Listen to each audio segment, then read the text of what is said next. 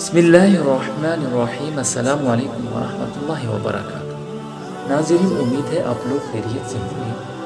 آج ہم آپ کے ساتھ جہنم لے جانے والے اعمال کا ذکر کریں گے۔ صحیح حدیث میں حضور اکرم صلی اللہ علیہ وسلم نے فرمایا، اللہ تعالیٰ نے ان مردوں پر لعنت کی ہے جو عورتوں کی شکل بناتے ہیں، اور ان عورتوں پر لعنت کی ہے جو مردوں کی مشابہت کرتے ہیں۔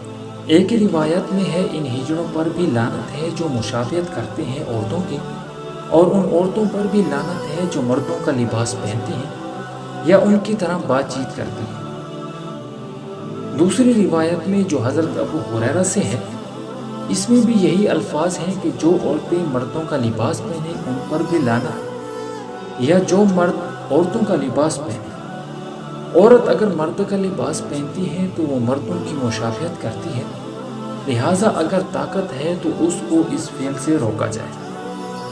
ایک حدیث میں ہے، ہر ایک تم میں سے حاکم ہے اور ہر ایک سے اس کی رعایت کے بارے میں اور محتاطوں کے بارے میں پوچھا جائے گا۔ ایک حدیث میں آپ نے فرمایا، وہ مرد برباد ہو گئے جو عورتوں کے مرید بن۔ حضرت حسن فرماتے ہیں، جو مرد عورتوں کی اطاعت کرتے ہیں وہ جہنم میں اونھے منہ ڈالے جائیں گے۔ ایک حدیث میں حضور اکرم صلی اللہ علیہ وسلم نے فرمایا، وہ عورتیں جو باریک لباس پہنتی ہیں لوگوں کو مائل کرتی ہیں، اپنی طرف پھسلاتی ہیں، بہکاتی ہیں، ورغلاتی ہیں، یہ نہ جنت میں داخل ہوں گی نہ ان کو جنت کی خوشبو آئے گی۔ عبداللہ بن عمر کے پاس ایک عورت آئی جس کے کاندھے پر کمان تھی، لباس عجیب و غریب تھا۔ آپ نے فرمایا، تو مرد ہے یا عورت؟ اس نے کہا، میں عورت ہوں۔ آپ نے فرمایا، لعنت فرمائیے حضور نے ایسی عورت پر جو مردوں کی مشابہت کرے۔ بہت سی ایسی عورتیں دنیا میں باریک لباس پہننے والی قیامت کے دن ننگی ہوں گی۔ بہت سی ایسی عورتیں دنیا میں باریک لباس پہننے والی قیامت کے دن ننگی ہوں گی۔ حضور صلی اللہ علیہ وسلم نے فرمایا، میں نے جہنم میں اکثر عورتوں کو دیکھا۔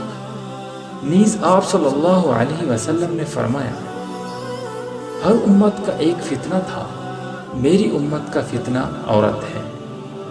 اللہ تعالی ہم سب کو حضور اکرم صلی اللہ علیہ وسلم کے دین کے مطابق زندگی گزارنے کی توفیق عطا فرمائے۔ دوستو، اگر ویڈیو اچھی لگی ہو تو دوستوں کے ساتھ شیئر کیجیے۔